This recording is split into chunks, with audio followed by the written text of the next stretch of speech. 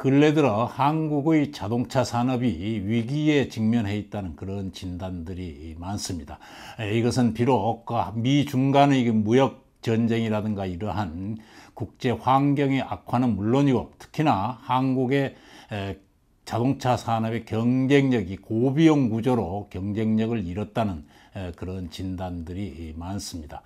오늘은 이런 자동차 산업 분야에 대해서 많이 연구해 오신 김기찬 카톨릭대 경영학부 교수님을 모시고 최근의 이 세계 자동차 시장 동향과 한국 자동차 산업의 미래 등등에 대해서 한번 얘기를 나눠보도록 하겠습니다.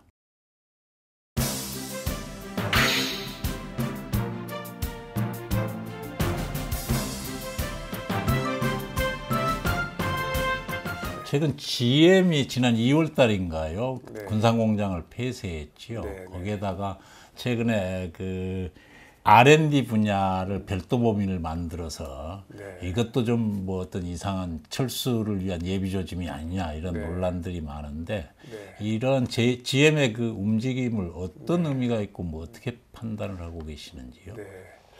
저는 우선 우리가 GM의 본사의 전략을 우리가 어떻게 읽어야 될 것인가 하는 게 중요할 것 같아요. 사실 우리 역사적으로 GM은 저 167개 공장을 가지고 세계 어디에서 생산하는 것이 어떤 제품을 생산하는 것이 가장 효율적인가를 원가 분석을 가장 잘하는 회사예요. 그래서 GM이 한국 자동차 산업에 대한 판단이라고 하는 것은 3년 후에 현대자동차의 미래와 거의 직결되어 있습니다. 예를 들자면 GM이 현재 전 세계 공장들 중에서 22% 정도만 미국에서 생산하고 나머지는 다 해외에서 생산하거든요. 그래서 매년 원가 계산을 합니다. 그래서 원가 계산을 하는데 말하자면 올랜도라든지 크루저 같은 것을 한국에서 한국의 군산 공장에서 생산하는 게 좋을까, 독일 오펠에서 생산하는 게 좋을까를 판단할 때 이미 2013년도에 GM의 판단은 한국은 이미 고비용 구조라 군산 공장에서 올랜드라든지 크루저를 생산하는 것보다는 오펠에서 생산해서 유럽에 파는 게 좋겠다 이렇게 판단을 내렸어요. 그 이야기는 이미 군산 공장은 2013년 시점으로 GM으로서는 생산의 경쟁력이 없다는 거예요. 경쟁력이 없다. GM의 의사결정이라고 하는 것은 굉장히 냉정한 겁니다. 굉장히 의사결정을 할 때 어디에 생산할 것인가 하는 것이 굉장히 중요한 건데 그 결정을 우리가 어떻게 보면 정치적으로 해결하려고 했던 거죠. 그래서 자동차 산업이라고 하는 것은 전 세계 우리가 극복할 수 없는 하나의 가설이 죽음의 원가 가설이라는 게 있어요. 그래서 원가가 싼 곳에서 생산하는 게 좋고 R&D는 선진국에서 하는 게 좋아요. 그래서 사실 우리 최근에 우리 GM의 R&D 본사의 R&D를 GM 본사의 직할 회사로 분리하는 이 문제도 우리 가만히 살펴보면 GM이 한국의 R&D가 좋아서 칭찬해 주는 것보다는 못하는 것을 물먹이는 것하고 똑같은 거거든요. 그래서 우리 또 특히 소형차를 만들고 있는 창원 공장 같은 경우는 파견직 근로자 비율이 한 50% 정도가 돼요. 그래서 우리나라에서 이 파견직 근로자를 정규직으로 바꾸는 이런 분위기가 있기 때문에 만일 정규직으로 50%를 바꾸면 그냥 문 닫아야 돼요. 지금 전 세계에서 GM이 이 제품을 자동차를 완전 R&D 할 수 있는 시설이 한국하고 지금 미국밖에 안 남았습니다. 왜냐하면 오펠이 그 R&D 시설을 가지고 있었는데 그 원래 푸조한테 작년도에 매각을 해버렸거든요. 그래서 GM으로서는 한국에 있는 이 GM 코리아의 R&D 시설만큼은 유지해야 되겠다 그런 생각은 확실히 하고 있을 거예요. 그래서 저는 첫째 우리가 이제 군산 공장은 오펠하고 경쟁해서 졌기 때문에 이미 철수를 한 것이고 그 다음 단계는 우리가 지금 창원 공장의 소형차의 생산이 과연 경쟁력이 있느냐 이미 적자를 보고 있는 회사잖아요. 이미 적자를 보고 있는 회사고 실제로 또 파견직 근로자 비율이 한 50% 정도 되니까 50%가 정규직으로 전환되면 실제로 이것은 국제 경쟁력이 없는 거잖아요. 그래서 이것을 나는 포기하겠다라고 하는 이 순서인데 과연 이것을 어떻게 내가 믿느냐 하는 것은 지금까지 GM은 전 세계에서 경쟁력이 없거나 이 판매에서 수익이 나지 않는 경우는 다 문을 닫았습니다.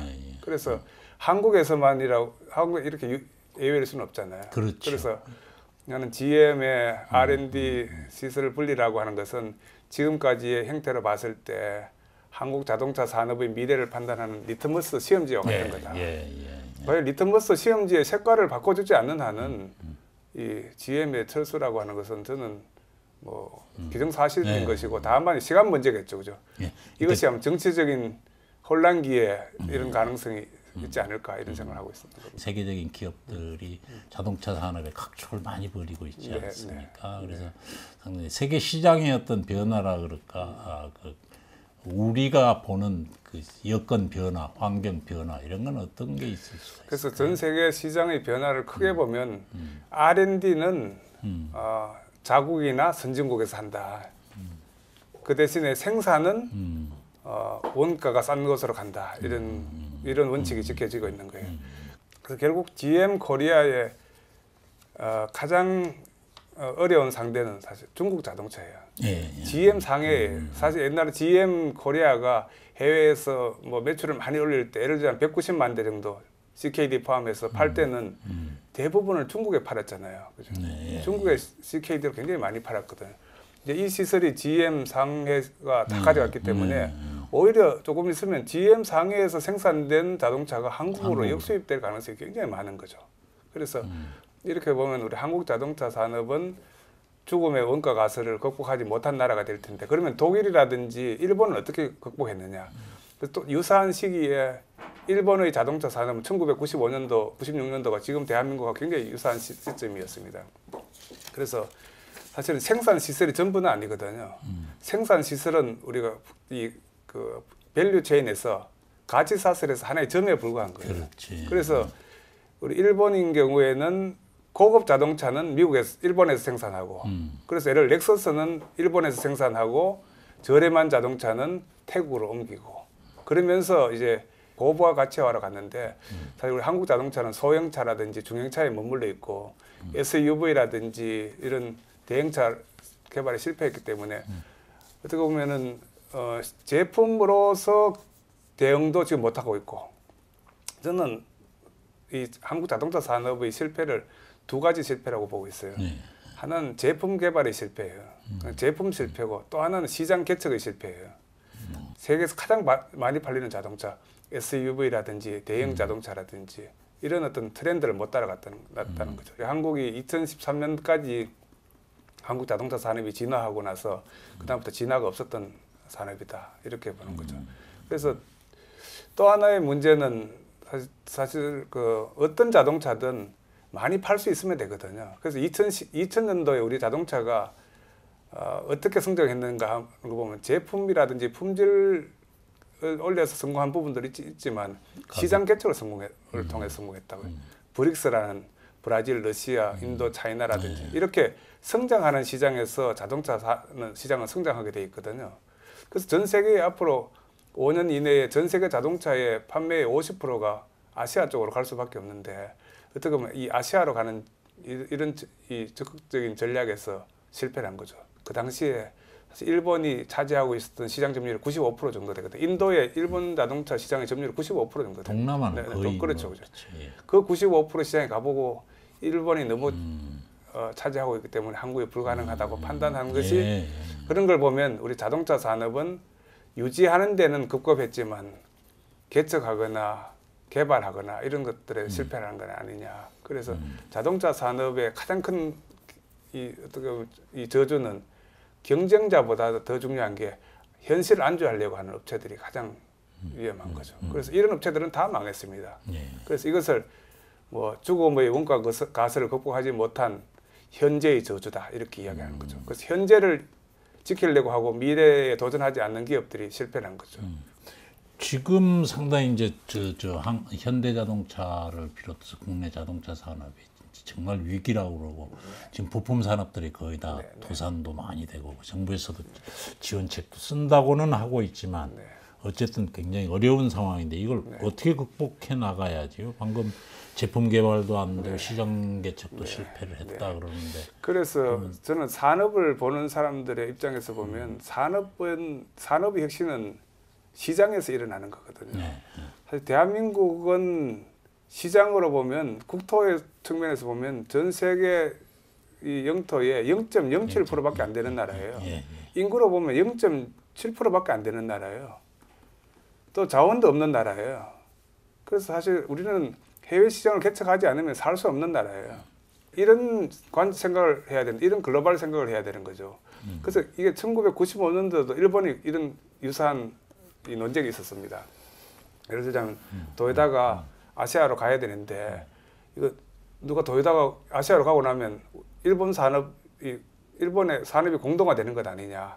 그런 산업 공동화 때문에 가면 안 된다는 설이 하나 있었고요. 아니다. 해외에 가면 갈수록 국내에서 할 수 있는 고부가 가치라든지 R&D 시설이 훨씬 더 좋아질 거다. 그 산업구조 고도화설이 있었어요. 제가 2001년도 일본 동산성을 방문했을 때 지난 5년 동안에 일본의 자동차 산업이 해외에 공장을 지었던 것이 산업 공동화보다는 산업 구조 고도화에 훨씬 더 많이 기여를 했다. 고용도 줄어들지 않았고 부가가치가 늘어났고. 근데 사실 우리는 지금 해외에 나가는 것 자체를 산업이 나가는 걸로 보고 있잖아요. 저는 더 심각하게 보는 것은 자동차 부품업체의 경쟁력은 해외에 나가서 수주를 딸 수 있으면 경쟁력이 있는 거예요. 그래서 제가 걱정하는 것은 우리 한국 자동차 부품업체의 가장 심각한 위기라고 하는 것은 해외에 나가서 수주를 못 따오는 거예요. 그래서 제가 자동차 부품 산업 위기라고 하는 것은 단지 못 팔아서 위기가 아니고 영업을 할 수 없는, 수주를 할 수 없는 이런 경쟁력의 위기를 보는 거죠. 그래서 대한민국의 자동차 산업이 새로 되려면 신제품 개발이라든지 기술 개발을 통해서 해외에 나가서 영업할 수 있어야 되고. 그래서 지금 우리 자동차 부품업체에 가보면 영업 인력이 하나도 없습니다. 어떻게 영업 인력이 하나도 없는데 수주를 할 수 있습니까? 우리 한국의 중소기업 가장 고질적인 문제 중에 하나가 수출을 하라고 그래서 수출을 하는데 거래 단절률이 40%예요. 한 번 거래하고 끝나는 거예요. 그 왜 그렇죠? 그 원가로 싸니까 한번 팔았다가 더 싼 중국산이 들어오면 넘어가는 거죠. 근데 독일이라든지 일본은 그렇게 하지 않아요. 영업을 사람이 하는 거죠. 그래서 우리가 이 물건을 공급했지만 그 사람들이 불만이 있으면 이거 고쳐가지고 같이 가자. 그런 경우죠. 그래서 자동차 산업이라고 하는 것은 다 이렇게 우리가 계열 관계를 나쁘다고 이야기하지만 독일이나 일본에 있는 업체들이 이 시장 발주하는 게 별로 없어요. 일본의 도요타 자동차는 그냥 시장 발주로 물건을 구매하는 경우는 10%밖에 안 됩니다. 한 45% 정도가 특명 발주예요. 이런 기술을 가지고 있는 사람이 안정성을 보장할 수 있기 때문에 특명 발주 비율이 높아요. 그다음에 또 아무나 진입할 수 없어요. 너 평소에 이런 한 몇 년 동안 일하는 거 보니까 너 한 3개 정도는 우리 회사에 납품할 수 있겠다. 그래서 소수 지명 경쟁을 세게 해요. 그래서 그런 기술력을 가지고 있고 개발력을 가지고 있는 사람들한테 선진국에서는 이 물품을 생산할 수 있는 기회를 주는 거죠. 그죠? 우리는 오히려 그 경쟁 제한이라고 보고. 그렇죠. 그런 걸 보는 거죠. 그래서 사실 대한민국에 어떻게 보면은 경쟁의 입찰이라고 하는 것은 능력은 없고 원가만 보겠다는 거잖아요. 그래서 이 원가만 보면 우리 중국한테 다 당하는 거죠. 그래서 사실 선진국의 경쟁 구조에서 우리가 더 배워야 될 것은 영업의 힘이라고 그래요. 그래서 만들어내는 힘만큼 중요한 것이 팔아내는 힘이에요. 그래서 제가 중소기업들 중에 힘든 업체에 가보면 기획부 직원이 영업부 직원보다도 한 서너 배 많이 있어요. 이 회사는 무조건 망하는 회사예요. 기획만 하는 거예요. 근데 그것을 만약 이 회사를 컨설팅 해가지고 기획부 직원을 반을 영업부로 바꾸면 이 회사는 살아납니다. 특히 해외에 가서 판매할 수 있어야 되는 거죠. 그래서 우리가 지금까지 경쟁해오던 방식을 중국과 경쟁하는 방식에서 일본과 독일과 경쟁하는 방식으로 우리가 완전히 바꿔줄 수 있어야 되는 거죠. 네. 지금 중국도 굉장히 빨리 따라오고 있죠. 그렇죠. 사실 중국은 이미 이제 한국으로부터 배워야 될 건 없다 이렇게 보고 있는 거고요. 그래서 우리가 이제 경쟁자 분석을 최근에 아주 소홀히 하고 있다 이렇게 봐요. 자동차. 네, 특히 사실 자동차 산업은 전략 산업이잖아요. 세계 어디에 가더라도 우리 노사 관계에 관한 비중은 뭐 한 20% 정도고 한 80% 정도가 전략 이야기예요. 만약 현대자동차가 중국에 가가지고 힘들다 그러면 내가 잘못한 것도 있지만 파트너인 북경기차가 현대자동차를 보는 시각이 달라졌다 이렇게 봐야 되는 거죠.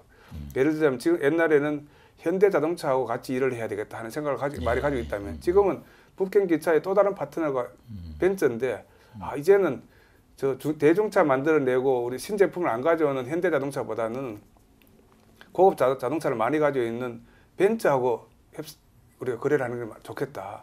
근데 사실 어떻게 보면 중국의 시장은 북경기차의 태도가 현대에서 벤츠로 갔다고 이렇게 봐야 되는 거죠. 또 우리 가장 앞으로 두려워해야 될 것이 리콜입니다. 이 미국에 가보면 어떻게 보면 우리 일본 자동차 업체의 로비스트들이 굉장히 많잖아요. 미국은 로비스트가 합법화되어 있는 곳이기 때문에 로비스트라는 게 뭡니까? 사람들의 생각을 물어보고 그것을 바탕으로 전략을 짜는 거잖아요. 한국은 그런 이 리콜에 대한 대응이 부족해요. 사실 이 리콜도 굉장히 위험한 거죠. 제가 안타까운 것은 산업의 성장만큼 학문의 성장도 일어나야 돼요. 미국은 자동차 산업의 성장을 뒷받침해주기 위해서 MIT나 와튼이라든지 이런 쪽에 스탠포드라든지 이런 쪽에서 전략 연구를 굉장히 많이 해요. 일본도 가보면 자동차 산업을 이 산업이 큰 만큼 연구를 하기 위해서 동경대학이라든지 히토츠바스 대학이라든지 이런 쪽에서 굉장히 연구를 많이 해요. 그래서 어떻게 보면 전 세계에서 산업의 성장에 이론적인 뒷받침을 적게 하고 있는 가장 대표적인 게 우리 한국이에요. 왜 그렇죠? 교수님도 많이 드셔야 될 거 아닙니까? 그렇죠. 이게 사실 우리 한 20년, 10년 전만 하더라도 우리 한국도 열심히 했죠. 그래서 우리 자동차 산업이 성장하면서 모든 이슈가 노사 이슈밖에 안 남아 있는 거예요. 그래서 사실 대한민국에 노사 관계 전문가만 있지 전략 전문가가 없잖아요. 그렇지. 그래서 사실 대한민국이 지난 20년 동안 언제 돈을 제일 많이 벌었느냐? IMF 때 돈을 많이 벌었고요. 금융위기 때 돈을 많이 벌었어요. 왜 그렇습니까? 그렇습니다. 우리가 잘 못하더라도 경쟁자가 더 못하면 그 이익을 다 우리가 가져오는 거예요. 사실 우리가 언제 자동차 산업이 제일 많이 성장했습니까? 2012년 12월 20일까지 우리가 상당히 자동차 산업이 좋았어요. 왜냐? 우리 아베노믹스가 등장하기 전에 아베가 등장해서 엔화 가치를 우리 1850년대 플라자 협정만큼 그때 손해본 만큼 지금 다 회복시키고 있잖아요. 그래서 그런 혜택을 잃어버린 20년의 혜택을 우리 한국이 제일 많이 본 거예요. 그래서 우리 한국은 딱 하나 경쟁자가 하나밖에 없었어요. 이때까지 일본이 죽서면 한국이 다 혜택을 본 겁니다. 그래서 일본이 경쟁력이 생기면 한국 자동차 산업이 힘들어졌습니다. 아까 그 얘기하신 대로 이제 그런 신제품 이런 것보다도 지금 우리나라 한국의 자동차 산업 특히 이제 현대 같은 경우는 노사 문제가 그냥 가장 큰 이슈로 부각하다 보니까 그렇죠. 이론적으로나 이런 것도 학문적으로도 좀 접근이 안 되고 맨날 노사 이것만 문제다. 요것만 해결되면 다 될 것 같이 그런 그렇죠. 이야기들이 있는데 그건 아니다 이런 말씀. 그렇죠. 사실 저는 노사 문제도 굉장히 중요한 노사 문제도 중요하긴 하지만 그죠. 노사 문제도 중요하긴 하지만 그만큼 중요한 부분은 더 중요한 부분은 신제품이고 시장 개척이라는 거죠. 현실적으로 우리가 이 군산 공장이 이렇게 무너지는 걸 보면 이 노조가 미래를 어떻게 볼 것인가 하는 것도 굉장히 중요한 거죠. 저는 단언컨대 GM의 R&D 연구센터의 분리라고 하는 것은 자기들이 필요로 하는 R&D 센터를 분명히 키워줄 거예요. 왜냐하면 본사에서 더 많은 역할을 통해서 키워주는 것은 당연하겠지만 대신에 생산 시설은 포기하는 거다. 근데 R&D도 여기에서 많이 씌워주고 밀어주겠지만 기대한 만큼의 성과가 또 안 나온다 그러면 그건 그래서 지금 이제 아닙니까?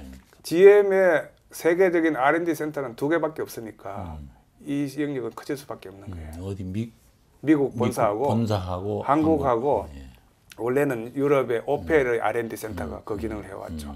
그래서 이 내연 기관차와 이 중형 자동차는 오펠이 담당하고 소형차는 전 세계 R&D를 한국이 담당하고 미래차와 픽업 같은 경우는 미국이 담당하고 이 분업 구조가 이제 깨어진 거죠.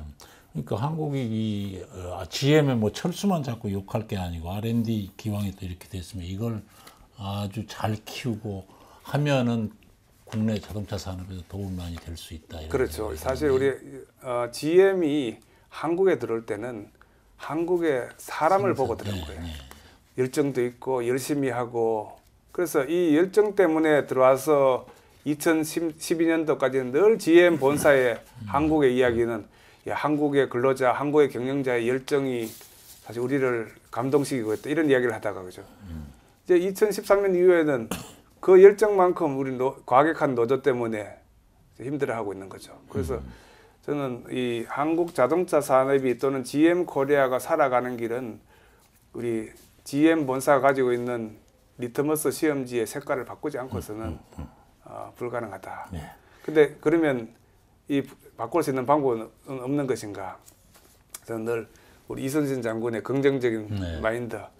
그래서 아직도 12척의 배가 남아 있습니다. 하는 건데 저는 한국은 이 열심히 안 하고도 이 정도 한 거다 이거예요. 사실 우리 한국의 자동차 완성 업체든 자동차 부품 업체든 우리 종업원들이 회사에 가서 몸도 출근하고 마음도 출근하는 그러니까 이 혁신에 동참하는 사람의 비율이 11%밖에 안 돼요. 그 11%의 사람이 혁신하는 이 구조를 한 20% 정도의 사람들이 혁신하는 구조로만 가져가도 한국의 자동차 산업은 또는 한국의 자동차 부품 업체는 경쟁력이 있는 거예요. 왜냐하면 GM이 지금까지 늘 세계에서 베스트 서플라이어를 뽑을 때는 한국 업체가 제일 많이 뽑혔어요. 한 25%, 30% 지금도 뽑히고 있거든요. 그래서 그 비율을 높여줄 수 있으면 한국의 부품 업체가 경쟁력이 있다라고 하는 것은 한국에 생산하는 것이 경쟁력이 있다라고 하는 걸 보여줄 수 있는 거잖아요. 방금 그런 그 열정을 갖고 혁신에 참여할 수 있는 비율을 높이는 방법은 어떤 거로?